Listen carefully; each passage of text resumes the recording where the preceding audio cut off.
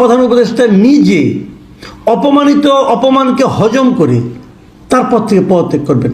কারণ উনি যদি প্রধান উপদেষ্টা থাকেন তাহলে এটা ওনার জন্য অসম্মানজনক যে ওনার পরিষদের সদস্যরা তার কথাকে খণ্ডন করছে, তার কথাকে মূল্যহীন বলছে। তাহলে ওনার পদত্যাগ করা উচিত। কে পদত্যাগ করবেন? পদত্যাগ একজনকে করতে হবে যদি আপনারা সম্মান বজায় রাখতে চান। আমি তো মনে করি প্রধান উপদেষ্টার পদত্যাগ করা উচিত। উনি ওই পদে থাকার যোগ্যতা রাখেন না। আসসালামু আলাইকুম প্রিয় দর্শক, বাংলাদেশের রাজনীতিতে আওয়ামী লীগকে এই মুহূর্তে নিষিদ্ধ করা হবে কিনা, আগামী নির্বাচনে আওয়ামী লীগ অংশ নিতে পারবে কিনা, অংশ নিতে দেওয়া হবে কিনা, এসব নিয়ে মোটামুটি একটা বড় ধরনের বিতর্ক জমে উঠেছে। কেবল জমে উঠেছে না, এই বিষয়টাকে সামনে রেখে, এই বিষয়টাকে কেন্দ্র করে আমার কাছে কেন যেন মনে হয় একটা যুদ্ধংদেহী পরিস্থিতির উদ্ভব হয়েছে। এই বিষয়টা শুরু হয়েছে মানে এই দফায়, এর আগেও হয়েছিল। এই দফায় এই আলোচনাটা প্রথম মনে হলো যেন আগুনে ঘি পড়ল কবে, বৃহস্পতিবারে। সেদিন ইন্টারন্যাশনাল ক্রাইসিস গ্রুপের একটা প্রতিনিধি দল দেখা করেন প্রধান উপদেষ্টা ডক্টর মোহাম্মদ ইউনূসের সঙ্গে। সেখানে ডক্টর ইউনূস স্পষ্ট ভাষায় বলেন যে আওয়ামী লীগকে নিষিদ্ধ করার কোনো পরিকল্পনা অন্তর্বর্তী সরকারের নেই। এই যে কথাটা বললেন, এটা নিয়েই পরবর্তীতে শুরু হলো নানা ধরনের আলোচনা।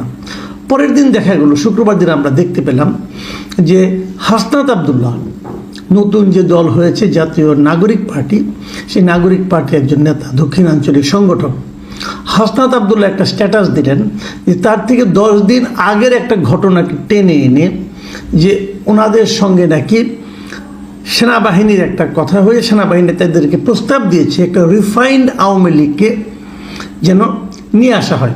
এটা নিয়ে অনেক কথা কালকে নিয়ে আমি একটা আলোচনা করেছি। এটা নিয়ে আমি আর নতুন করে কোনো আলোচনা করতে চাচ্ছি না, আমি গেলে প্রসঙ্গগুলো টেনে যাচ্ছি। তারপর কালকে রাতে আমরা দেখলাম যে এই নতুন পার্টির তারা একটা প্রেস কনফারেন্স করলো, খুব তড়িঘড়ি করে একটা প্রেস কনফারেন্স করলো। এবং সেই প্রেস কনফারেন্সে তাদের নেতারা বললেন, নাহিদ ইসলাম বললেন যে আওয়ামী লীগ নিয়ে যে বক্তব্য দিয়েছে প্রধান উপদেষ্টা, তারা সেটা নিন্দা করলেন। রাত 8টায় কিন্তু সেটা প্রেস কনফারেন্স হয়েছিল, জরুরি প্রেস কনফারেন্সে। সেখানে নাহিদ ইসলাম বলেছেন, আমি যদি ওটাকে বলি, যে এই যে প্রধান উপদেষ্টা যে বলেছিলেন যে আওয়ামী লীগকে নিষিদ্ধ করার কোনো পরিকল্পনা নেই, তারা এটাকে নিন্দা করলেন এবং তারা বললেন যে আওয়ামী লীগ কর্তৃক সংগঠিত পিলখানা হত্যাকাণ্ড, শাপলা হত্যাকাণ্ড, আগ্রাসন বিরোধী আন্দোলনে হত্যাকাণ্ড, গুম, ক্রসফায়ার, ভোট ডাকাতি, জুলাই হত্যাকাণ্ডের বিচার প্রশ্নে কার্যকর অগ্রগতি দৃশ্যমান হওয়ার আগেই রাষ্ট্রের দায়িত্বশীল পদ থেকে এ ধরনের বক্তব্য অনাকাঙ্ক্ষিত। তার মানে তারা সরাসরি প্রধান উপদেষ্টার বক্তব্যের নিন্দা করলেন। আওয়ামী লীগকে নিষিদ্ধ করা উচিত কি অনুচিত, এই আলোচনায় কিন্তু আজকে আমি আসলে যাব না, কারণ এটা নিয়ে আমি আগেও কিছু কথা বলেছি, প্রয়োজনে ভবিষ্যতে আরও বলবো, সেটা অন্য প্রসঙ্গ। কিন্তু আজকে আমি যে প্রসঙ্গটা নিয়ে কথা বলতে বসেছি সেটা আমি একটু পরেই বলছি। তো এই যে আওয়ামী লীগকে নিষিদ্ধ করা না করা নিয়ে নানা ধরনের যুক্তি, এটা তো হয়েছে, বহুবার হয়েছে। এবং সে আলোচনাগুলির মধ্যে যে জিনিসটা আমার কাছে সবচেয়ে বেশি দৃষ্টি আকর্ষণ করেছে সেটা হলো, দেখুন এই জাতীয় নাগরিক পার্টি বলেন এবং আমি ইসলামপন্থী পার্টিরও আমি দেখেছি, তারাও নিষিদ্ধের পক্ষে কথা বলছে। তারা বলতেই পারে এবং নাহিদ ইসলামও বলতে পারে, আমার কোনো আপত্তি নেই, কারণ তারা একটা পলিটিক্যাল পার্টি করে। সেই পার্টির আদর্শ, তারা হয়তো তাদের লক্ষ্য, তাদের পলিসি, রণকৌশল, স্ট্র্যাটেজি, বিভিন্ন দিক থেকে তারা এই দাবিগুলো তুলতে পারে। এটা নিয়ে আমার কোনো বক্তব্য নেই।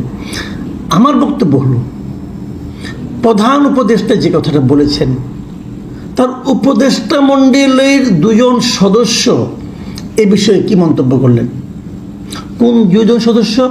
একজন মাহফুজ আলম, যিনি তথ্য মন্ত্রণালয়ের উপদেষ্টা, আর একজন আসিফ মাহমুদ সজীব ভূঁইয়া। এই ভদ্রলোক যুব ক্রিয়া এবং সেই সঙ্গে LGRD স্থানীয় সরকার মন্ত্রণালয়ের উনি উপদেষ্টা। এই 2 ভদ্রলোক কি বললেন, এই 2 ভদ্রলোকের বক্তব্যটা আমি পড়ি। 2 ভদ্রলোক কিন্তু একইভাবে এমন বক্তব্য দিলেন যে বক্তব্যটা প্রধান উপদেষ্টার বক্তব্যের সম্পূর্ণ বিপরীত। এবং দুজনই শুক্রবার দিন মাহফুজ আলম বললেন যে আওয়ামী লীগ ফ্যাসিবাদী বিদেশি অর্গান, দিল্লি থেকে আওয়ামী লীগকে নিয়ন্ত্রণ করা হয়।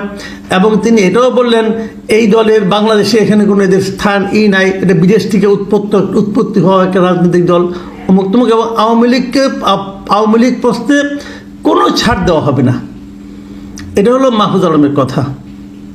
কোনো উনি ছাড় দিবেন না। আর ওনার প্রধান উপদেষ্টা বলেন যে আওয়ামী লীগকে নিষিদ্ধ করার কোনো ইচ্ছা তাদের নাই। আচ্ছা, আরেকজন মন্ত্রী উপদেষ্টা যিনি খুব পাওয়ারফুল উপদেষ্টা বলা হয়, সবচেয়ে গুরুত্বপূর্ণ মন্ত্রণালয় ওনার হাতে আছে, সে আসিফ মাহমুদ বলেছেন, শুনুন উনি কী বলেছেন, আমি হুবহু পড়ে শোনা। উনিও বলেছেন কিন্তু 21শে মার্চ মানে যেদিন শুক্রবার দিন মানে 20 তারিখে কিন্তু প্রধান উপদেষ্টা বললেন, তার পরের দিনই উনি ওনার নিজের ফেসবুক অ্যাকাউন্টে কি পোস্ট দিয়েছেন। উনি লিখেছেন, গণহত্যার বছর না ঘুরতে আওয়ামী লীগকে ফেরানোর খায়েশ বিপজ্জনক।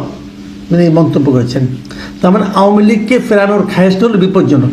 কে আওয়ামী লীগকে ফেরানোর খায়েশ করছে? খুদ প্রধান উপদেষ্টা করছে। এখন আমার কথা হলো যে প্রধান উপদেষ্টা, একটা উপদেষ্টা মণ্ডলী মানে ভার্চুয়ালি উনি প্রধানমন্ত্রী, তো উনি যখন কোনো একটা মন্তব্য করেন, কোনো একটা সিদ্ধান্তের কথা জানান, তাও কি বিদেশি একটা ফোরামে, বিদেশি একটা প্রতিনিধি দলের কাছে উনি যখন বলেন যে আওয়ামী লীগকে নিষিদ্ধ করার কোনো ইচ্ছা তার সরকারের নাই, তাহলে তার সরকারের দুজন সদস্য যখন ওনার বিপরীত মুখে কথা বলেন, তখন কি সরকার বলতে আর কিছু থাকে? আমি এই প্রশ্নটা করতে চাই, ওনারা কিভাবে বললেন? তাহলে প্রধান উপদেষ্টার বক্তব্যের জন্য ওনারা প্রতিবাদ প্রকাশ্যে করলেন, সেই প্রতিবাদের ব্যাপারে প্রধান উপদেষ্টার বক্তব্যটা কি? আমরা কোনটাকে মানব, আমরা কোনটাকে বিশ্বাস করব? প্রধান উপদেষ্টার বক্তব্যকে নাকি তার দুজন তরুণ উপদেষ্টার বক্তব্যকে? যদি ওনারা প্রধান উপদেষ্টার বক্তব্যকে অস্বীকার করেন, যদি তার প্রতিবাদ করেন, তাহলে ওনাদের তো কোনো নৈতিক অধিকার নাই সে উপদেষ্টা মণ্ডলীতে থাকার। আমি তো কোনো নৈতিক অধিকার দেখি না। আবার যদি বিপরীত দিকে প্রধান উপদেষ্টা যখন দেখেন যে ওনার বক্তব্যের সম্পূর্ণ বিপরীত বক্তব্য, ওনার বক্তব্যকে খণ্ডিত করে, তুচ্ছ তাচ্ছিল্য করে তারই দুইজন উপদেষ্টা বক্তব্য দিচ্ছেন, তখন উনি এবার কী করে ওনাদেরকে উপদেষ্টা মণ্ডলীতে রাখেন? মনে রাখতে হবে, এই টোটাল উপদেষ্টা মণ্ডলী কিন্তু প্রধান উপদেষ্টা নিয়োগকৃত উপদেষ্টা মণ্ডলী। প্রধান উপদেষ্টা ঠিক করেন কে থাকবেন কে থাকবেন না। তাহলে উনি যখন ওনাদেরকেও রাখেন, তার অর্থটা কি দাঁড়ায়? সেই অর্থটা কিন্তু গুরুত্বপূর্ণ। উনি কি তাহলে বলতে চাচ্ছেন যে আমি যা বলি এটা বলার জন্য বলি, ওরা যেটা বলে সেটা করার জন্য বলে? কোনটা ভাই? এই পৃথিবীর কোনো দেশে এরকম হয় না। তাহলে সরকার কীভাবে টিকে থাকে? নাকি এই সরকারের এটাই বৈশিষ্ট্য যে যে যার যার মতো স্বাধীন, এবং একটা পলিটিক্যাল ইস্যুতে প্রধান উপদেষ্টা যেটা বলবেন সেটাই তো হওয়া উচিত। তো তার বিপরীত মুখে কথা অন্য উপদেষ্টারা কী করে প্রকাশ্য ফোরামে বলে, পাবলিক ফোরামে বলে? প্রধান উপদেষ্টা যদি মেরুদণ্ড থাকে, ওনার এই জিনিসটা ক্লিয়ার করা উচিত। জনগণের কাছে ওনার ইমেজ কিন্তু যাচ্ছে, জনগণ বুঝতে পারছে, জনগণ বলাবলি করছে এই ভদ্রলোকের তো কোনো ক্ষমতাই নেই। নিজের কথার বিপরীতে তারই উপদেষ্টা মনে লোকজন বলছে, বা এটা পলিটিক্যাল পার্টি বলতে আমার কোনো আপত্তি ছিল না। যে কোনো পলিটিক্যাল পার্টি, যে দুইজনের পলিটিক্যাল পার্টি হতে, সে বলতে পারে, আমার কোনো আপত্তি নেই। হাসনাত আবদুল্লাহ বললে আপত্তি নাই, সার্জিস আলম বললে আপত্তি নেই, আক্তার হোসেন, নাহিদ ইসলাম, এরা যে কেউ বললে আমার কোনো আপত্তি নেই। তারা বলতে পারে, এটা তাদের পলিটিক্স, এটা নিয়ে আমার কোনো কথা নাই। কিন্তু ওনার উপদেষ্টাদের মধ্যে দুজন কি করে বলে? আবার এই দুজন কিন্তু পার্টির সঙ্গেও যুক্ত হয়নি। ভাই, আপনাদের আচার আচরণ কথাবার্তাতে পার্টির সঙ্গে মিলে যায়, তাহলে আপনারা ওই পদ ছেড়ে দিয়ে পার্টিতে জয়েন করেন। কেন জয়েন করছেন না? গাছেরটাও খাবেন, তলারটাও করাবেন এই জন্য? নাকি উপদেষ্টার যে মজাটা, উপদেষ্টার অর্থনৈতিক সুবিধা, পাওয়ার এক্সারসাইজ করা, নিজের এই দলের পক্ষে সারা দেশে সরকারি বিভিন্ন টুলসকে ব্যবহার করা, এই জন্য আসেন আপনারা ওখানে? এটা কীভাবে এবং কেন সম্ভব? আমি মনে করি এই মুহূর্তে উচিত হবে দুটো অপশন আমার কাছে। হয় প্রধান উপদেষ্টা এই দুইজনকে বের করে দিবেন, অথবা প্রধান উপদেষ্টা নিজে অপমানকে হজম করে তার পদ থেকে পদত্যাগ করবেন। কারণ উনি যদি প্রধান উপদেষ্টা থাকেন তাহলে এটা ওনার জন্য অসম্মানজনক যে ওনার পরিষদের সদস্যরা তার কথাকে খণ্ডন করছে, তার কথাকে মূল্যহীন বলছে। তাহলে ওনার পদত্যাগ করা উচিত। কে পদত্যাগ করবেন? পদত্যাগ একজনকে করতে হবে যদি আপনারা সম্মান বজায় রাখতে চান। আমি তো মনে করি প্রধান উপদেষ্টাকে পদত্যাগ করা উচিত। উনি ওই পদে থাকার যোগ্যতা রাখেন না, কারণ উনি ওনার পরিষদের লোকজনকে কন্ট্রোল করতে পারছেন না। প্রিয় দর্শক, আমরা এই ধরনের উপদেষ্টা মণ্ডলী চাই না, মানে এই ধরনের মন্ত্রিসভা চাই না যেখানে নাকি যে যার যার মতো কথা বলে, কেউ কাউকে পাত্তা দিচ্ছে না। এবং এখানে বলে না যে যার মতো বললেও হতো, ওটাও না মানা যেত, কিন্তু প্রধান উপদেষ্টার বক্তব্যের কে অস্বীকার করে সেটাকে তার বিপরীতমুখী কথা বলে, এটা আমি জীবনে প্রথম দেখলাম। নাকি এটা অতি